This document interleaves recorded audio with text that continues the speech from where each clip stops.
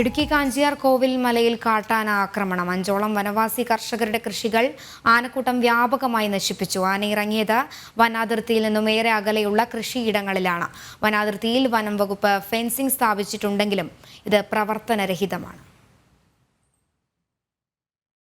കഴിഞ്ഞ രാത്രിയാണ് കാട്ടാനകൾ കാഞ്ചിയാർ കോവിൽ മലയിലെ വനവാസി കർഷകരുടെ കൃഷിയിടത്തിൽ തമ്പടിച്ചത്.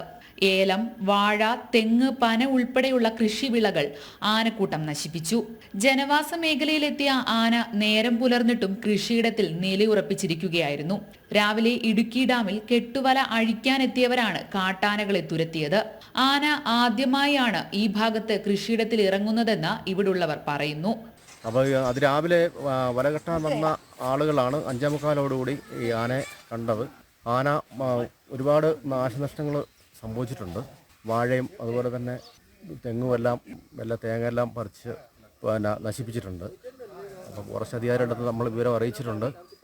അവർ ഉടൻ തന്നെ വരും എന്ന് പറഞ്ഞിട്ടുണ്ട്. അപ്പോൾ ഈ പെൻസിലിംഗ് ഉണ്ടെങ്കിൽ നമുക്കത് നിലവിൽ അത് വർക്കിംഗ് അല്ല. അപ്പോൾ അതിന് വേണ്ട നിർദ്ദേശങ്ങൾ നമ്മൾ ഫോറസ്റ്റ് അധികാരികൾ കൊടുത്തിട്ടുണ്ട്. ഇവിടെ വനത്തിനോട് തീരെ ചേർന്നുള്ള സ്ഥലമല്ല. ഇവിടെ നിന്ന് 3-4 പറമ്പുകൾക്ക് താഴെയാണ് വനപ്രദേശം. അവിടുന്ന് ആന ഈ മേഖലയിലേക്ക് ആദ്യമായിട്ടാണ് കടന്നു വരുന്നത്. ഈ പ്രദേശത്ത് ഈ പറമ്പ് മാത്രമല്ല, ഈ ചുറ്റുവട്ടത്തിലുള്ള മേഖലയിലുള്ള എല്ലാ പറമ്പുകളിലും കയറി അടിച്ച് തകർത്ത് നാമാവിശേഷമാക്കിയതിന് ശേഷമാണ് ആന പോയിരിക്കുന്നത്. ഇവിടെ തൊട്ടടുത്തെല്ലാം വീടുകളുള്ള ഒരു മേഖലയാണ്. ആളുകൾക്ക് വളരെ ആശങ്കയുണ്ട്.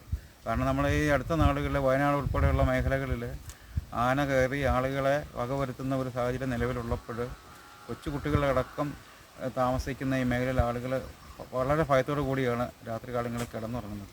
കാട്ടിൽ നിന്നും അകലെയുള്ള കൃഷിയിടത്തിലാണ് കാട്ടാനകൾ എത്തിയത്.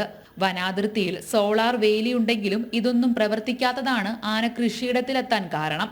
അടിയന്തരമായി കാട്ടാനകൾ കൃഷിയിടത്തിൽ ഇറങ്ങാതിരിക്കാനുള്ള നടപടി സ്വീകരിക്കണമെന്നാണ് ഇവിടുത്തെ കുടുംബങ്ങളുടെ ആവശ്യം. ജനം, ഇടുക്കി.